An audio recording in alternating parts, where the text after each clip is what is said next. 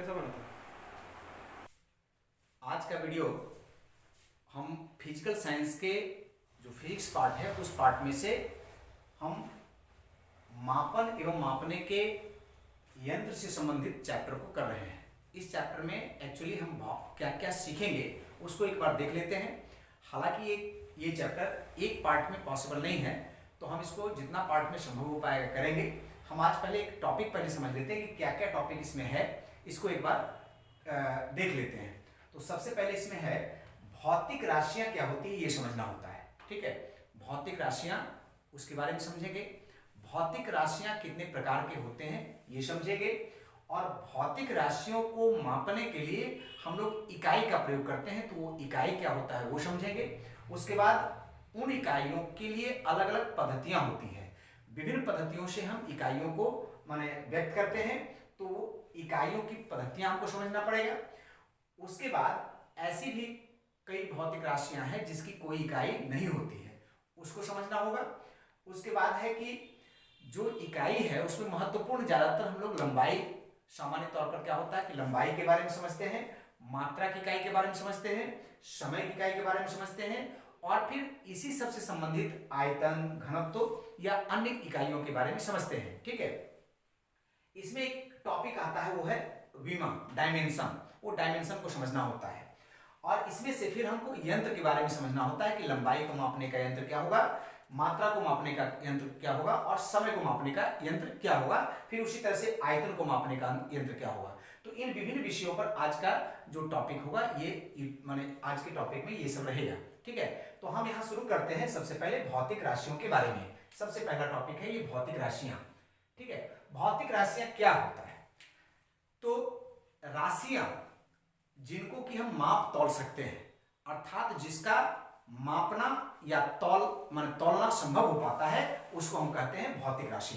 बड़ा सिंपल परिभाषा होता है इसका कि जिन राशियों को मापा तौला जा सकता है उसे हम भौतिक राशि कहते हैं। जिन राशियों को मापा तौला जा सकता है, जैसे कि हम अगर बोलते हैं मात्रा, किसी की मात्रा को हम लोग मापते हैं, तो इसका मतलब मात्रा एक भौतिक राशि है। यहां पर एक जैसे प्रश्न आता है जिस तरह से, या उसको समझने किस तरह से होता है उसको देखिए। कि जैसे अगर हम बोलते हैं कि कोई भी चीज को मापने का बात होता है, जैसे लंबाई को हम मापते हैं, तो कोई एक छड़ है और उसकी लंबाई है मान लेते हैं हम 5 मीटर, हमने माप। ठीक है, तो छड़ की लंबाई 5 मीटर है, तो हमने क्या मापा, इस पर एक अच्छे से समझने की आवश्यकता होती है। क्या मापा हमने?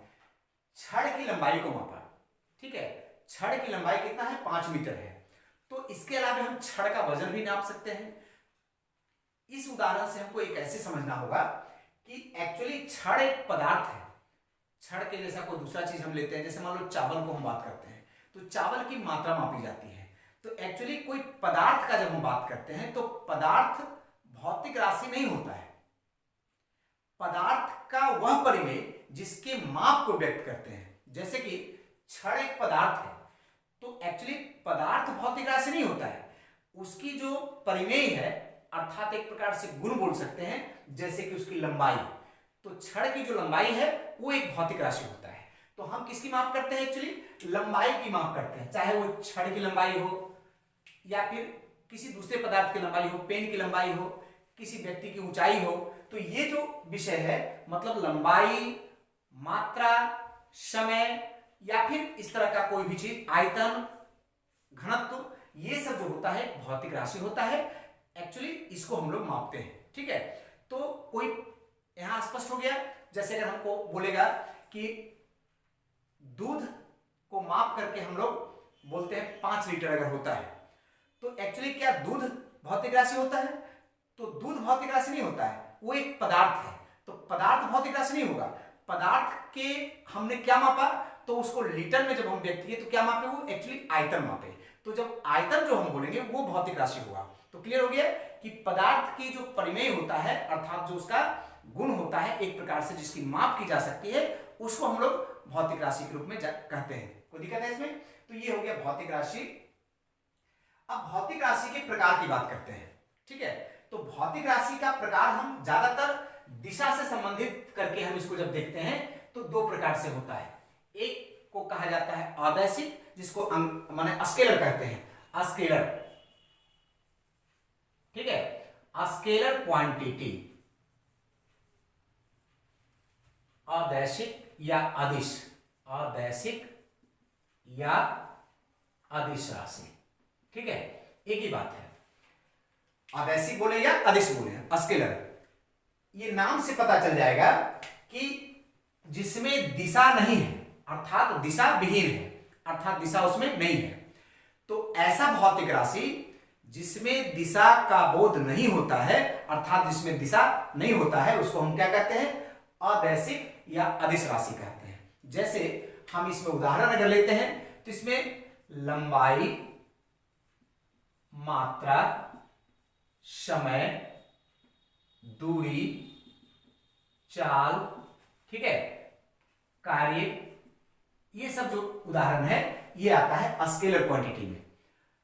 जैसे कि मात्रा, अगर किसी का हम मात्रा अगर व्यक्त करते हैं, अगर बोल देते हैं, एक उदाहरण लेकर के समझते हैं समय या कोई मात्रा का।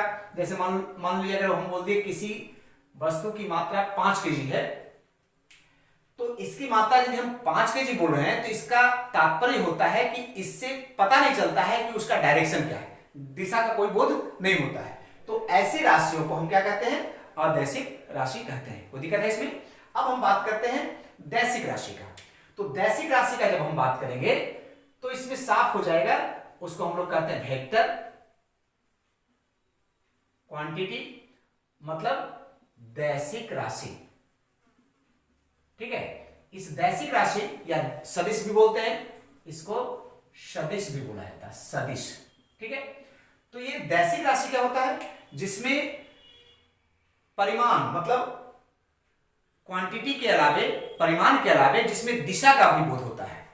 तो इस दोनों में क्या हुआ कि इसमें सिर्फ क्वांटिटी, स्केलर क्वांटिटी में सिर्फ परिमाण का बोध होता है। ठीक है, दिशा का बोध नहीं होता है, सिर्फ परिमाण। और जिसमें परिमाण के साथ दिशा का भी बोध होता है, ठीक है, उसको हम क्या कहते हैं, वेक्टर। मतलब इसमें परिमाण भी होता है और दिशा भी होता है, मैग्नीट्यूड भी होता है और डायरेक्शन भी होता है। मैग्नीट्यूड ओनली, तो इसमें क्या हो गया, स्केलर, और मैग्नीट्यूड प्लस डायरेक्शन, तो क्या हो गया इसमें, दैसिक राशि हो गया। ठीक है, कोई दिक्कत है इसमें? अब देखिए, तो इस प्रकार से जब दैसिक राशि का बात करें तो उसका उदाहरण हम देखते हैं, तो जिसमें दिशा भी हो। जैसे अगर हम बोलते हैं विस्थापन शब्द हम लोग यूज करते हैं, उसकी परिभाषा में ही निहित रहता है कि अगर हम एक स्थान कोई ए है, विस्थापन की परिभाषा अगर आप लोग पहले से देखे होंगे तो ठीक है, हम बोल दे रहे हैं कि जैसे एक स्थान कोई ए है और दूसरा स्थान कोई बी है। अगर ए से बी के बीच अगर कोई गतिशील वस्तु चलता है तो इसमें जो ए और बी के बीच का सबसे न्यूनतम या लंबात्मक जो दूरी होती है उसको विस्थापन कहते हैं, सबसे कम दूरी। और ये सबसे कम दूरी कैसे होगा, तो ए से बी की ओर एक निश्चित दिशा में जब जाएगा तो वो एक प्रकार से विस्थापन कहलाता है। तो विस्थापन में दिशा फिक्स होता है, पहले से हम लोग जानते हैं। उसी तरह से वेग की जब परिभाषा हम देते हैं तो वेग की परिभाषा अलग से फिर बाद में हम पढ़ेंगे भी। तो वेग की परिभाषा में भी होता है कि निश्चित दिशा में गतिशील किसी पिंड के द्वारा तय की गई जो दूरी होती है उसको हम लोग क्या कहते हैं, वेग कहते हैं। ठीक है, इकाई समय में तय की गई दूरी को वेग कहते हैं।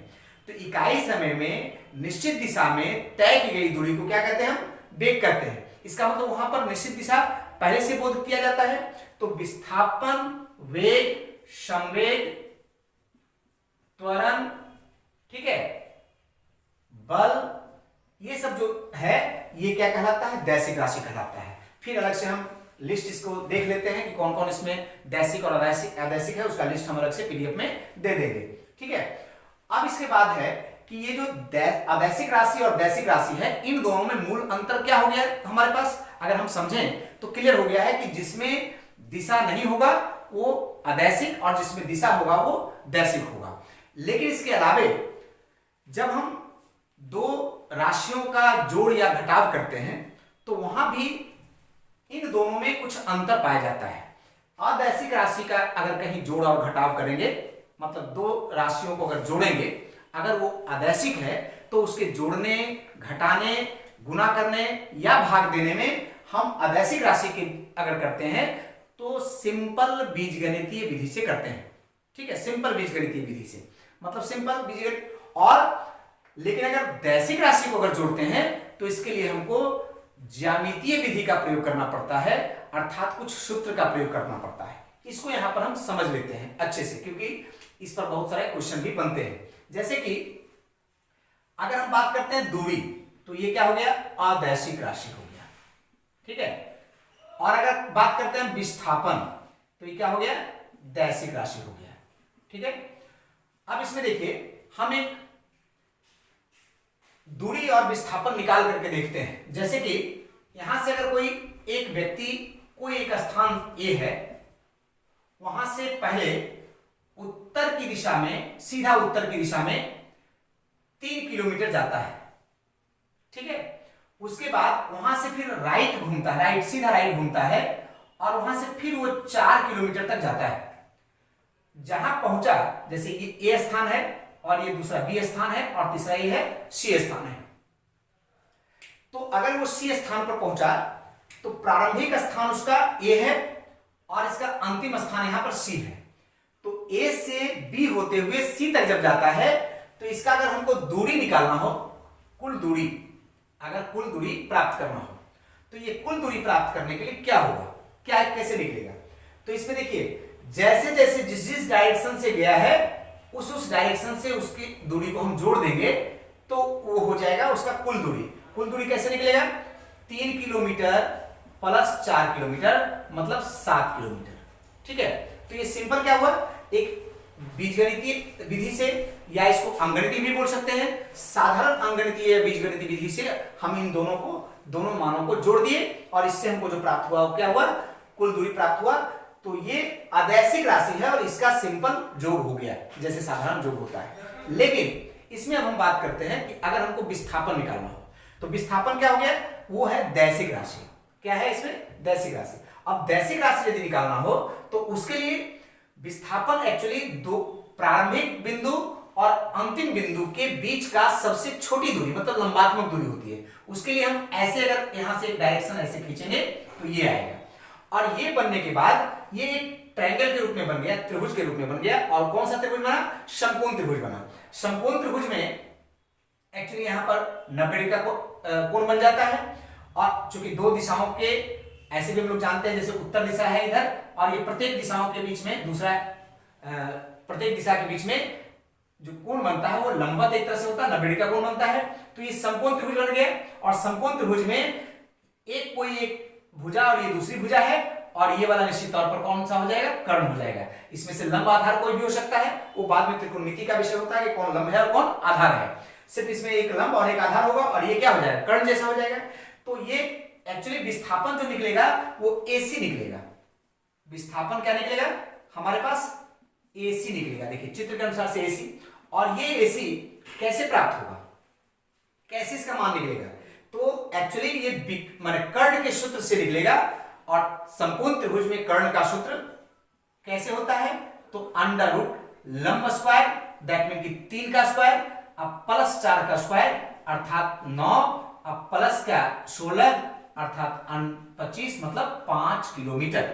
ठीक है, तो आपने क्या देखा कि कुल दूरी निकला तो 7 किलोमीटर, कैसे सिंपल जोड़ दिए, और कुल विस्थापन जो निकला, जो विस्थापन निकला वो 5 किलोमीटर, और निकालने का तरीका क्या हुआ, ये ज्यामिति का सूत्र के द्वारा प्राप्त हुआ है। इसलिए हम जब बात करेंगे कि दैसिक राशि का जोड़ और घटाव करेंगे तो वो क्या होगा, ज्यामितीय विधि से होगा, और अगर अदैसिक राशि का जोड़ और घटाव करेंगे तो दैसिक राशि में हमने देखा कि इसको किस प्रकार से हम जोड़ सकते हैं, जोड़ या घटा सकते हैं।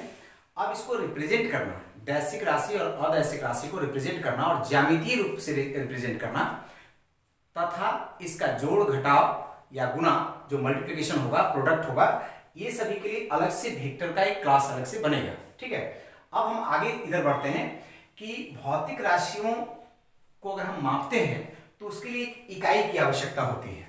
उस इकाई को समझने के पहले हम एक और टॉपिक ऐसे समझ लेते हैं कि भौतिक राशि जो होता है उसको अगर हम व्युत्पत्ति के आधार पर अगर हम देखें तो दो प्रकार से होता है, एक मौलिक बोलते हैं और दूसरा व्युत्पन्न होते हैं। ये मौलिक राशि, राशि के रूप में मौलिक राशि क्या हो सकता है, जैसे हम उदाहरण यहीं पर से उठा करके देख लेते हैं कि अगर हम कोई लंबाई के रूप में उदाहरण लेते हैं भौतिक राशि का, तो ये अकेला होता है, अर्थात कि ये किसी और दो राशियों या तीन राशियों से मिलकर नहीं बना होता है। लेकिन जब यहीं पर हम कार्य का बात करते हैं या फिर चाल का बात करते हैं, जैसे आप लोग अगर पहले से फॉर्मूला जानते होंगे तो कार्य बराबर क्या होता है, बल गुणे विस्थापन, ऐसा होता है। ठीक है, अगर हम समझते हैं कि कार्य का फॉर्मूला क्या हो गया, बल गुणे विस्थापन, इसका मतलब कि कार्य दो अलग अलग राशियों पर निर्भर करता है, क्या, बल और विस्थापन पर। इसी तरह से जैसे चाल का अगर हम बात करते हैं तो चाल के लिए फॉर्मूला होता है कि दूरी और बटे समय होता है। इसका मतलब कि चाल दो राशियों पर निर्भर करता है, एक तो दूरी पर और दूसरा क्या, समय पर। तो ये दो राशियों पर निर्भर करने वाला जो होता है वो एक प्रकार से व्युत्पन्न राशि कहा जाएगा, और जो सिर्फ अकेला होता है, किसी अन्य राशि पर निर्भर नहीं करता है, उसको हम लोग क्या कहते हैं, मौलिक राशि कहते हैं। ठीक है, तो इस मौलिक राशि में सामान्यतः मूल रूप से अगर देखें तो तीन होता है, एक तो लंबाई, दूसरा मात्रा और तीसरा समय। मतलब तीन ही मूल है जो कि मौलिक राशि होता है। हालांकि बाद में वो हम लोग अलग अलग पद्धतियों के हिसाब से समझेंगे कि बाद में एसआई पद्धति के आधार पर हम जब जाएंगे तो उसमें 7 आएगा, वो बाद फिर एक्सटेंशन करेंगे, लेकिन सामान्यतः 3 होता है मौलिक राशि। अब हम बात करते हैं और व्युत्पन्न इकाई माने व्युत्पन्न राशि अनेकों होते हैं, तब हम बात करते हैं इकाई का। इकाई क्या है, एक मानी हुई प्रमाणिक राशि है जिसके द्वारा इसी प्रकार के अन्य भौतिक राशियों के माप को व्यक्त करते हैं। ठीक है, तो अब हम थोड़ा इकाई को डिटेल में समझेंगे और फिर इसके प्रकार को समझेंगे। तो भौतिक राशि जो है इसमें हमने देखा कि दिशा के आधार पर हमने समझा था, फिर उत्पत्ति या व्युत्पत्ति के आधार पर हम समझ रहे हैं तो हमने देखा कि दो प्रकार के होते हैं, एक क्या हुआ, मौलिक राशि और दूसरा व्युत्पन्न राशि। मौलिक राशि से तात्पर्य हमने बता दिया कि वैसी राशि जो सिर्फ स्वयं व्यक्त होता है, किसी और की सहायता से व्यक्त उसको नहीं किया जाता है, अकेला होता है। जैसे लंबाई का बात हम करेंगे तो वो अकेला एक भौतिक राशि है, मात्रा की बात करेंगे तो अकेला एक भौतिक राशि है, और समय की बात करेंगे तो अकेला एक भौतिक राशि है। ये इसलिए इसको हम क्या कहेंगे, मौलिक राशि कहेंगे। लेकिन व्युत्पन्न राशि क्या होगा कि जो दूसरे के माने एक से ज्यादा राशियों के द्वारा व्यक्त हो या दूसरे की सहायता से व्यक्त हो। जैसे कि हम अगर क्षेत्रफल का बात करते हैं तो क्षेत्रफल के लिए क्या होता है, लंबाई गुने चौड़ाई होता है क्षेत्रफल का फॉर्मूला। इसका मतलब कि क्षेत्रफल दो राशियों पर डिपेंड करता है, एक लंबाई पर और दूसरा चौड़ाई पर। इसी प्रकार से यदि आयतन का फॉर्मूला हम लोग लेते हैं तो क्या होता है, लंबाई गुने चौड़ाई गुने ऊंचाई होता है। इसका मतलब कि आयतन इस प्रकार से व्युत्पन्न राशि हो गया। तो इस प्रकार से क्षेत्रफल, आयतन, घनत्व, वेग, चाल, त्वरण, संवेग, ये सब जो है क्या है, व्युत्पन्न राशि का एक उदाहरण के तौर पर यहाँ पर दिया हुआ है। अब हम बात करते हैं इकाई। ठीक है, परिभाषा आप जैसे हम बोलेंगे तो उसके अनुसार से नोट भी कर लीजिएगा जैसा होगा आप पेपर पर। तो इकाई एक मानी हुई प्रमाणिक राशि है जिसके द्वारा उसी प्रकार के अन्य भौतिक राशियों को व्यक्त किया जाता है। जैसे कि हम अगर बोलते हैं कोई एक वस्तु की लंबाई है 5 मीटर, ठीक है, तो यहां पर दो चीज हो रहा है, एक हो रहा है यहां पर 5 और दूसरा हो रहा है मीटर, अर्थात ये 5 गुने 1 मीटर है। मतलब कि कोई वस्तु अगर हम ऐसे बोले कि 5 मीटर का मतलब 1 2 3 4 और 5 मीटर का है, इसका मतलब कि 1 मीटर का ये कितना गुना है, 5 गुना है। 1 मीटर का 5 गुना है कि नहीं। इसका मतलब कि एक्चुअली कोई भौतिक राशि का इकाई अगर 1 मीटर है, 1 मीटर इकाई एक बेसिक इकाई हो गया, उसका ये क्या है, 5 गुना है। तो जितने भी भौतिक राशि लंबाई के रूप में अगर हम व्यक्त करें, अगर लंबाई वाला भौतिक राशि को व्यक्त करें तो क्या हो जाएगा, वो 1 मीटर का ही जितना गुना है, 5 गुना है, 6 गुना है, 8 गुना है, 50 गुना है, हम व्यक्त करते हैं। जैसे कि अगर हम कोई किसी को बोलते हैं 100 मीटर, इसका मतलब है कि वो 1 मीटर का 100 गुना है। तो जो 1 मीटर हम माने वो एक प्रकार से इकाई हो गया, अर्थात उसमें जो मीटर हो गया, मीटर सिर्फ मीटर, वो क्या हो गया, इकाई हो गया। ठीक है, तो हम कोई भी भौतिक राशि जब व्यक्त करेंगे तो उसमें 2 चीजों का होना जरूरी हो जाता है। एक तो उसमें इकाई पीछे में लिखा होना चाहिए और उसके पहले उसका परिमाण लिखा होता है। जैसे अभी इसी में उदाहरण हमने दिया कि किसी की लंबाई हमने बोला 5 मीटर, तो दैट मीन कि उसका मीटर इकाई हो गया और 5 उसके लिए व्यक्त किया कि कितना गुना है 1 मीटर का, तो ये संख्या दोनों दिखाएगा, ये संख्या मान हो गया और ये इकाई हो गया। और ज्यादातर जितने भी भौतिक राशि होते हैं उसमें बिना इकाई को उसको व्यक्त करना संभव नहीं है। हालांकि कुछ ऐसी इकाइयां भी होती है, माने ऐसी भौतिक राशियां भी होती है जिसकी की इकाई नहीं होती है, उसको हम लोग कहते हैं एक प्रकार से इकाई विहीन। ठीक है, यहां पर कुछ लिखा होगा बीच में कि इकाई विहीन भौतिक राशि क्या होता है। तो वैसे भौतिक राशि जिसकी कोई इकाई नहीं होती है उसको हम लोग क्या कहते हैं, इकाई विहीन भौतिक राशि। तो कुछ भौतिक राशियां होती है जिसकी इकाई नहीं होती है, लेकिन बाकी ज्यादातर जितने भौतिक राशि होते हैं उसके इकाई होते हैं और बिना इकाई को उस भौतिक राशि को व्यक्त करना ही मुश्किल है।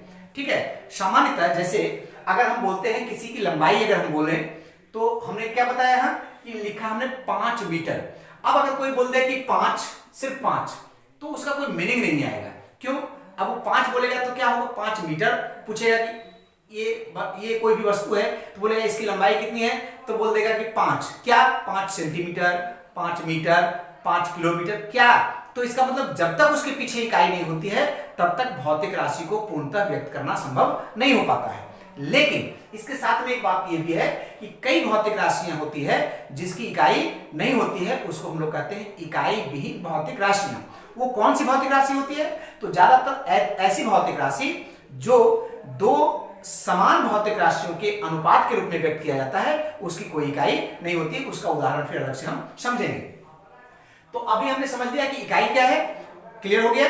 इकाई एक्चुअली दो प्रकार के होते हैं। ये मौलिक राशियों की जो इकाई होती है उस इकाई को हम लोग कहते हैं मौलिक इकाई, और व्युत्पन्न राशियों की जो इकाई होती है, ये व्युत्पन्न राशि की जो इकाई होती है उसको हम लोग कहते हैं व्युत्पन्न इकाई। इसका मतलब है कि मौलिक इकाई ऐसी इकाई होती है जिसकी राशियां भी मौलिक होती है, अर्थात जिसको व्यक्त करने के लिए, ऐसी इकाई जिसको व्यक्त करने के लिए किसी दूसरी इकाई की सहायता लेनी न पड़े, उसको हम लोग क्या कहते हैं, मौलिक इकाई कहते हैं। और जब किसी राशि को व्यक्त करने के जब किसी इकाई को व्यक्त करने के लिए किसी दूसरे इकाई की सहायता लेनी पड़े या दो से ज्यादा मिलकर के अगर बनता है, ठीक है, तो उसको हम लोग क्या कहेंगे, व्युत्पन्न इकाई बोलेंगे।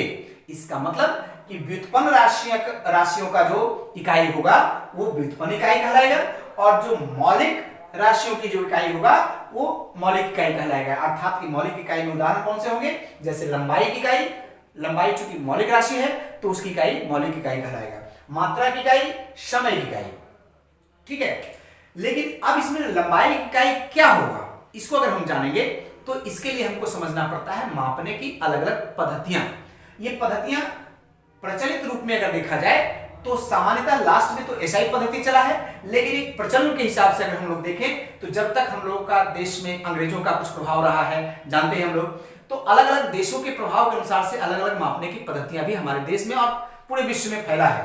हालांकि सामान्यतः अगर मापने की जब बात करते हैं, देखिए हम लोग गांव में अगर या ऐसे कोई मापने का बात करता था, विभिन्न प्रकार की पद्धतियां थी। अगर आप लोग देखे होंगे तो जैसे जमीन की लंबाई मापनी है तो हाथ से ही माप लिया करता था, कभी कभी लोग बित्ता से माप लिया, क्यूबिट्स से माप लिया, ऐसे करके बित्ता माप करके कर लिया करते थे।